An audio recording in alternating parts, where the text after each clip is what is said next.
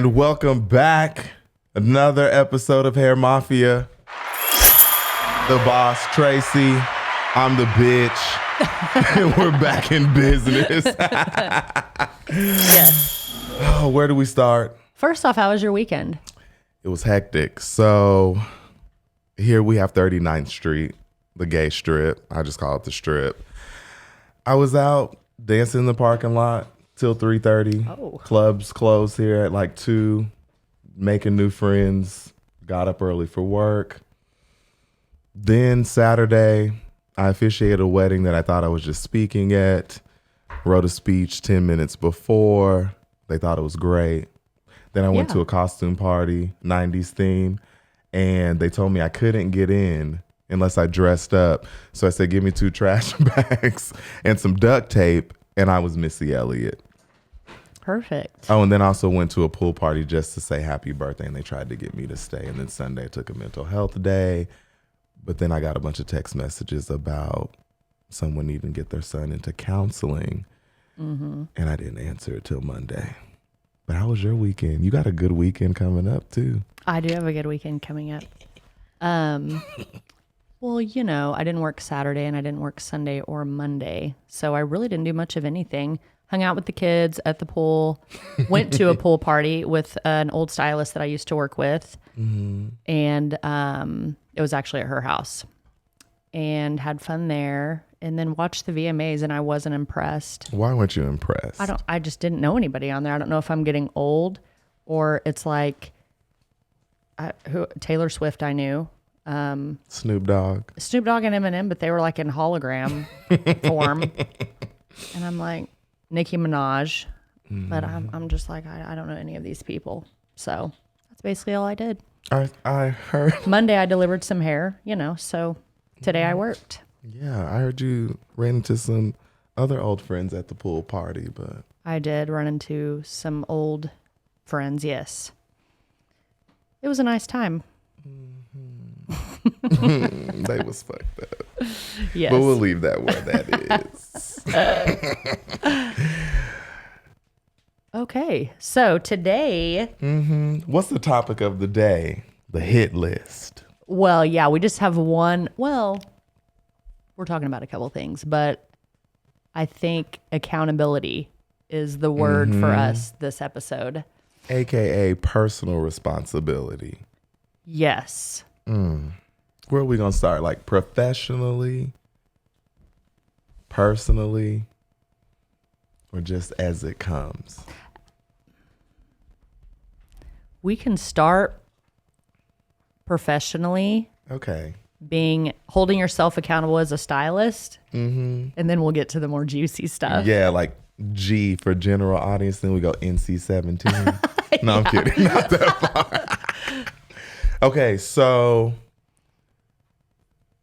I should probably start myself, but I'm going to just start with the clients because I don't like to take responsibility for anything because I'm always right. So that's why I never apologize. As a stylist, I feel like, and I could be wrong, it is a client's personal responsibility to have a good idea of what they want. Yes. Because a lot of people come in and ask for stuff and they don't know what it means. And I'm referencing basically like this lady that asked me for like a root shadow and a low light or whatever. And it just like, she was like, what is this? And I'm like, it's exactly what you asked for. But I guess my personal responsibility would be I should have checked to see if she knew what she was talking about. Because I'm like, cool, let's go for it. Right. I'm sorry. Fine. I'll just go ahead and say it. I'm sorry. My fault. What are your thoughts, though? Well, I think as a stylist, no one likes to say I'm wrong. Just like you said, no one likes to say I'm sorry. I don't like being like, yeah, I really should have formulated the color differently, or I really think that client was rushed and that was my fault. But as a stylist, I feel like you have to take responsibility where you're wrong. I don't think stylists do that very often. I think that they automatically put it on the client. like, oh, whatever. That's Yes. not what you were referencing to. Well, that's what you wanted. But I really feel like it's just like, oh, well, that's how it's supposed to be. Well, oh, well, extensions are falling out. Well, that's your fault. That's your problem. That's whatever. But I don't really feel like, I almost feel like it's like gaslighting clients. Ooh, okay. You know what I mean? Yeah. Like, I didn't do anything wrong. Like, oh, whatever. You're in the wrong lighting. All of that can come into play. Okay, but I also kind of feel like this, like some people have like this window and they're like if something goes wrong with hair and they're like, I don't know what you did in 2 days, so I'm not responsible for it. Like they're like, it's reasonable, but Right. Right.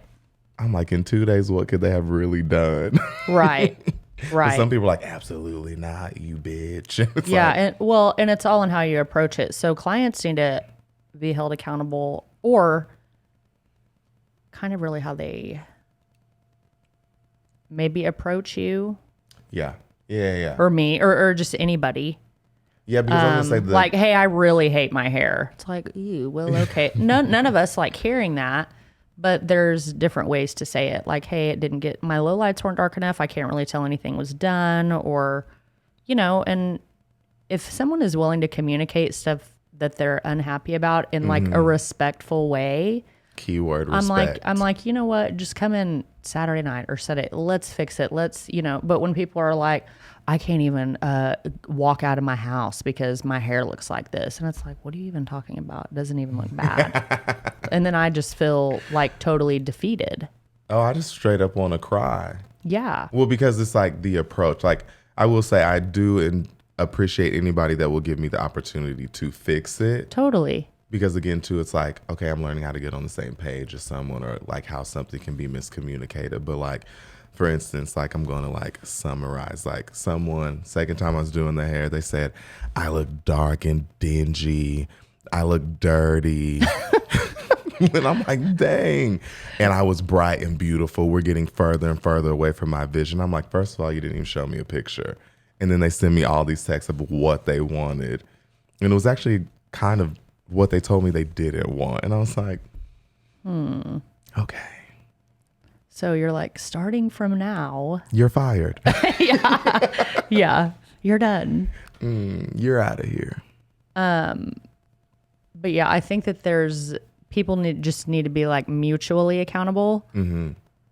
Kind of like we're discussing before.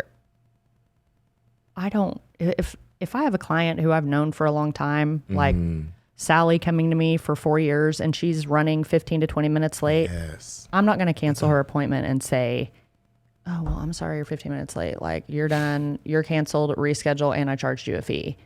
I mean, that's just not who I am as a person. I know people do it in their business and that's totally fine, but it's kind of like, as stylists, we're all running behind.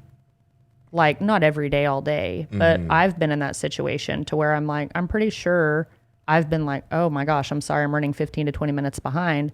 So how can I expect them to just sit there and then me be like, oh, you're 15 minutes late? Okay, well, we're charging your card $50 and reschedule with me. And I could be wrong. Kind of never understood that. Now, if it's someone that I don't know and they just no-show me, yes, you're getting charged a fee. Or if it's somebody who's like continuously late all the time, it's like, hey, we got to do something here. Yeah. I rather say, hey, well, we can start now, but you may have to leave wet, or we may not get all the highlights that you think you want. Like, we're still on a time schedule here. Right. What are your thoughts on that?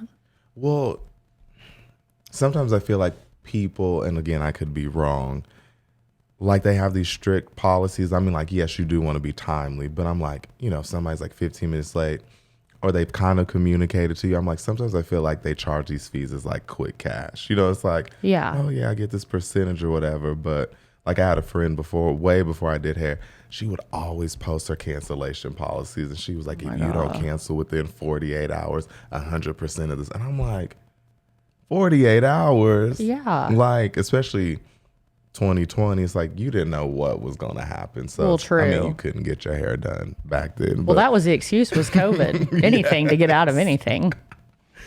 But it's a hard pill to swallow, but communicating to your clients, and I'm really guilty of it with my friends. I'm like, oh, they're my friends. Like they'll be understanding. And then I find out that they're talking crap about me running late, even though I squeezed them in. You know who you are. Can I take a minute while we're hiding in the back, taking a break or eating pizza? Yeah. Just like, hey, I don't even think I'm gonna be on time. Yeah, no, I do. I'll try to let them know like an hour or two before. Hey, I'm running late. Sorry, you can run an errand. You can leave your house later. And they really do appreciate it. They're like, oh man, thank you. Versus them just like sitting there like, what the hell? Because they're thinking about all the things that they could have been doing. True. Yeah. But on the flip side, clients need to be held accountable. Like I say if there are some clients that just don't want to admit what their hair care routine is at home, and that's fine. And they may listen to this and they still may never reveal what they do at home or what products they use or whatever. I had a client come in the other day because she needed her extension fixed. And I was just simply just trying to ask her, what's bothering you? Can you see it when you put it up? Is it flapping? Like what's going? And she was turning bright red and she was like, I'm not doing anything different than I have before. And I'm like, okay. Was this the one that I was here for? Yes. Okay, y'all. For those of you who don't watch this, so the extensions are basically like mid-level in your head, right? As soon as she sits down, and she's a sweet lady, Tracy's like, what's going on? She's like, and she's like starts peeling back all her hair. And so Tracy's like trying to ask her questions, and she's like, I don't do that. I had to get it pinned back because the surgeon is like, your weave showing. Yeah, And I'm this like, is, I can't go on living like this. And I'm like, well, but I couldn't even get a full question out. It was like almost like she came in defensive and hot and was just ready to argue if I were to ask anything. Because you just stood there, you said, okay, but if that's how you're showing me, I can only imagine what you're doing to your hair. Yeah. She's like, nothing. I know. And finally I was like, hey, calm down and let's like take a breath. I'm not accusing you. It could be something you're doing. It very well could have something that I did. I'm just trying to figure out what is up. And as soon as we started fixing it, she was super happy. But I think people don't want to say like, maybe I did mess it up. Yeah. Because I think that they're just annoyed.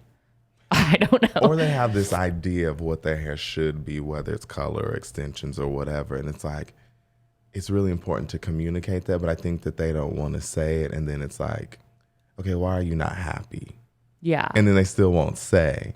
And you're just like, what am I supposed to do? Right. And It's then like, you just sit there with crickets, like. yeah, nothing. Another personal responsibility, because I think this happened within the same week. I think when you build a relationship with your clients, they try and push your boundaries. And like a big Yes, thing, definitely. you know, when we had our meeting, you were like, it's your responsibility to say no. But it's hard in the moment to say no, especially like when somebody's like right there in your chair. Oh, yeah. And they're like, let's add on this, that, and they don't care that somebody else is waiting. Like No. they'll let them walk and they're like, what's that person's problem? It's like, your time is up. Like, Yeah. go right on out the door. But then it's like you have clients that show up and they're like, I was down the street. Can you look at something? Then it turns into a full-blown Appointment. Do you have time to curl it? I mean, I guess since you're here. Or this was my favorite. Somebody said, oh, I'll just come in whenever. You're assisting me or she can do me. And you're like, you can't tell her what to do. I know. Yeah, it's really, but then like, they're like, I'm sorry, I shouldn't say that. Or the one that came in to buy product and was like, oh, hi. Look, I wasn't even going to say anything. I just came in to buy product. But since you're here, I'm just going to go ahead and take my hair down and show you this. And like nothing was wrong. Mm-hmm. And it's like, you know. Like the culprits of the ponytails and high buns are like, I think you sewed it in wrong. And I'm like, you've been yanking on this like for a whole week straight. Right. Didn't even I don't brush do it. anything. I'm like, okay. You're missing 8 beads. Yeah. What was I gonna say? Yeah, I mean, I've lost beads before. Whenever Sydney, like 2 hanging Sydney, on. I was like, hey, will you just re-sew my weft in? Because I don't even know what happened. But I was like, I probably just did something. You know, I wasn't like, this is ridiculous. You know. Don't know how to do shit. Yeah, exactly. No. Oh, I lost my thought. It was something about a client. A client. Accountability. Yeah, I mean, I'm all for people saying like, "Hey, I did this wrong. I think I got sunscreen on my extensions. Maybe my water's bad." You know, people kind of need to meet in the middle. And I'm all for listening to any constructive criticism Yeah. that anybody, I mean, wants to give me, or any concerns or anything. I don't get easily offended when a client's like, "Hey, I'm kind of not happy with this." It's all in the Yeah. approach. But then there are the clients that you can't make happy. Because, you know, I had my one client that canceled all of her appointments when she found out that we were going to do a podcast and discuss crazy client stories. And she immediately canceled everything. And I'm like, yeah, because you would be the one that we're talking about. Because she was just never, ever, ever, ever happy, ever, not once. No, and I'm like, that is why? true. I'm like, why? Well, you And know, you've been then- going to me for 2 years, and I love you, but maybe I the just can't seem to make you cancellations were happy. good. Yes, like It was you kind of a helped me. relief. Well, and then I don't know so much that it happens to me, but I it's always interesting to see like experienced stylists get told by a client what the stylist needs to be doing, who I would consider is really good at what they do, and they're like, you need to put more stitches in there. You need to like move this, and I'm like, you literally just said like 5 minutes ago you have no clue about hair. Right. I'm just trying to tell you, I'm just trying to, you know, give options for you. And I'm like, I know how to do all these things. I remember what I was going to say. How do you feel like it's someone's personal responsibility when they hire an assistant? Because I keep hearing all these stories of like clients are really unhappy or kind of confused by their salon experience because they'll be like, oh, my stylist loved them. They started my service, but then their assistant basically did 3/4 of the work. You know, like, oh, they folded the front of my head and then their stylist did like my mohawk in the back or whatever. Yeah. How do I feel? Like, would I ever do that? Or do you mean Like, I personally don't agree with that? Yeah. In my business, I don't agree with it. I actually used to work that way. I used to book like 3 to 5 people at a time. Every now and again, Caitlin and I will have 3 people there, but it's like different services. It's like, oh, they may just be a blowout or this or that, and they're cool with it, and they know how our system works. But I would never expect Caitlin to do 3/4 of the work and then have somebody pay my prices, because Caitlin is only been out for a little over a year, and her prices are, 30% less of what mine are. So I think clients, yeah, they may kind of get annoyed. I've had clients tell me like, I just felt uncomfortable because you had like 4 people here. yeah. I kind of went through that phase, and then now I'm like, I would rather have an assistant and work on just her and I do the same things on one person. Right. I feel like it's Then- just like on the forefront of my mind because I'm like, I'm getting busy and I'm like, Yeah. man, do I need an assistant? Because I'm like, even to kind of like finish off a client, because usually nobody has a problem with like, somebody assisting you curling their hair or blow drying their hair. But some people are just like, I came to see you. So it's like, I guess the stylist was like, hey, do you kind of mind if this person helps me today or whatever? It just depends on where they're at and just where they're at. So Caitlin, I love you, Caitlin, but Caitlin did not know anything. when She'll she admit started. that. She barely knew how to wash hair. And so it was stressful in the beginning, but you just have to expect that. And you just have to know that, she's learning too, and she needs a chance. Everybody Right. needs a chance whenever they get out. But my assistant before that, Maddie, she was great. She had been out for 2 to 3 years, and she had worked at a blow dry bar in Edmond. And so I didn't even have to, she would do amazing blowouts. She would just throw braids in people's hair. Like, it was so cute. And like, she knew how to take good pictures. She really wasn't comfortable like formulating. But so Caitlin, like, basically with what I do with my assistants, like, it's just whatever they're comfortable doing. Because Yeah. I don't want to put too much on them. Like, now Caitlin's to where she'll like all sew one side and she'll sew the other side. But Caitlin's still learning too. Yeah. And all should still be too. Well, and I'm still learning. I'm going to that class this weekend. So, there's still things to learn, and there's things out there that should humble you. I mean, I still get humbled every now and again, you know, about things. And that's whenever I'm like, okay, well, what can I do to be better? Yeah. And then that goes into like accountability with your team. Yeah. Like, or with your salon owner or just whatever. No, I mean, I don't think that anybody should just like kiss my ass because I'm the salon owner, but I feel like a lot of new talent that comes out of school, I don't really know what school's telling them, but the questions that I get the most, someone's like, hey, I'm interested in touring your salon. They'll literally be like, what's included? What's included in my booth rent? How many weeks do I get for free? Do I get education for free? And I'm like, Did you get asked, is there vacation? Like, yeah, is there vacation, paid vacation? I'm like, paid. Do you waive my boot rent if I'm not here? Yeah, and stuff like that. And I'm like, this actually, honestly, true booth rent doesn't include anything. I'm like, yeah, I think now times have changed and like evolved to where booth rent, yeah, I mean, you're going to include stuff. I mean, because people just, you know, want to be in like a nicer environment. And then that way you can kind of control what style. I mean, because people don't know that walking in. They just see a salon and a team and they just think, oh, cool, like AJ works here or Tracy works here or Caitlin works here. And they don't know that anyone's like running their own business, because if they have a horrible experience, they're just going to say the salon. Any bad reviews that we've ever had have always been on the salon page. Yeah. They've never, you know, been like towards me. Well, no, one Psycho bitch did, but that was stupid. But I mean, it's people just see this is the salon as a whole. Right. And it's not about like if somebody comes in who is very unprofessional, you represent the whole you're not even representing like the name of the salon you are, but you're representing other people who you work with. Whether you like it or not. Right. And then like going in, you just have to think like, okay, yeah, it's nice. I want all these things. Like everybody wants to start at a salon that has like the best social media, like getting all of the overflow, like tons of exposure. But it's like, that's not everybody's reality. But you also have to like look at yourself and be like, well, what can I bring to the table?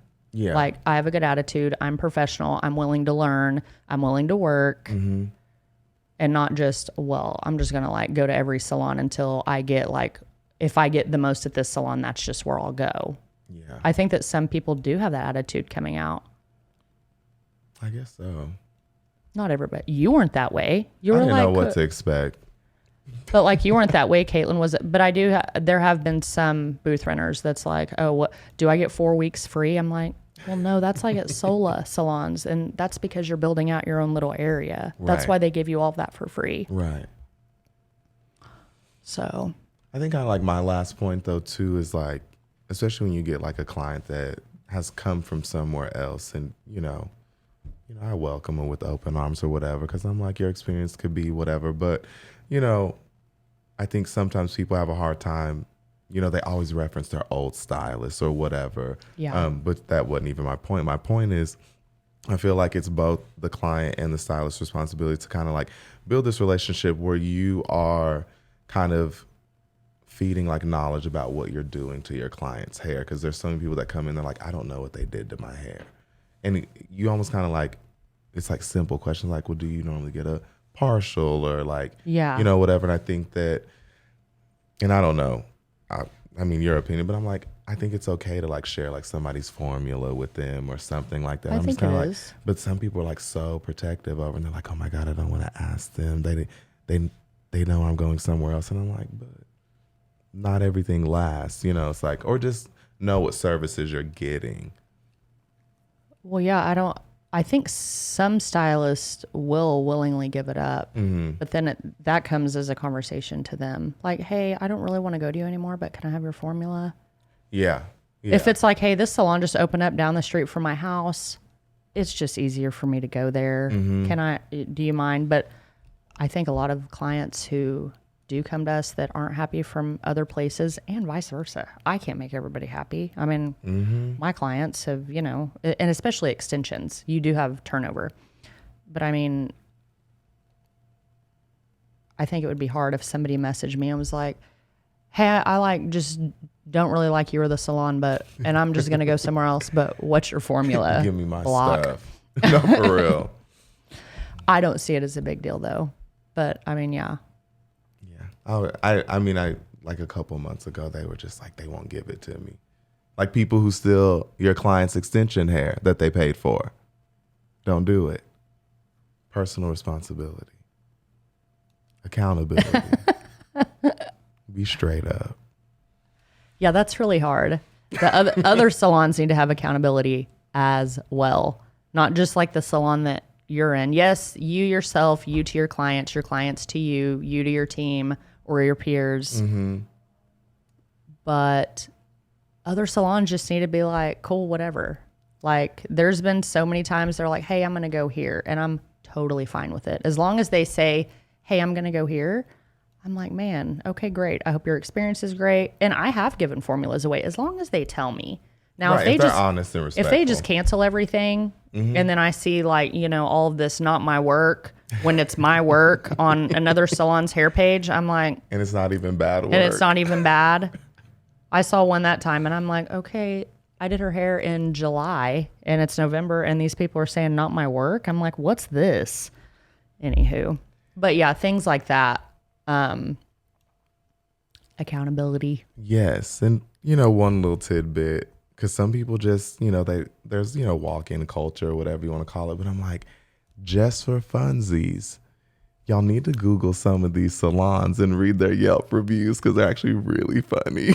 What do you mean? Are they bad? Like one salon got called a glorified Supercuts, and I don't know why that just made me almost pee on myself.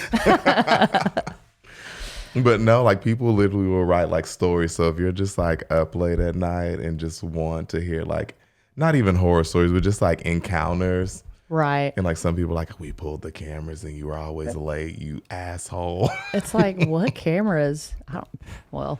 I don't even have cameras in our salon. That's probably I think a the safety links hazard. that people go to kind of go back and forth in the comments is always funny. And it's not like necessarily people in the salon, but just like I've actually comments. argued a bad review before. Yeah. I have. I'm like, bitch, you are lying.